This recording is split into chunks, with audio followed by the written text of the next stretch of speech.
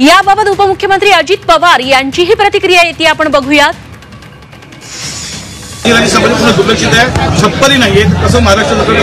ऐका ना, आज देशाला स्वातंत्र्य मिळून किती वर्ष झाली?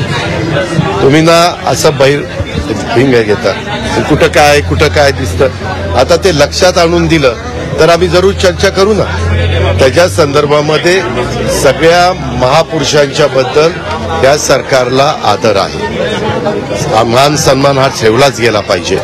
आणि त्या प्रकारे तुम्ही आता ही बातमी सांगितलेली आहे, महाराष्ट्रामध्ये जे काही महापुरुष होऊन गेले त्यांच्या सगळ्यांच्या समाधीच्या बाबतीमध्ये आपलं लक्ष आपण बजेटमध्ये तरतूद करतो, आपण नाविन्यपूर्ण मधनं त्याचे पैसे खर्च करायला सांगतो।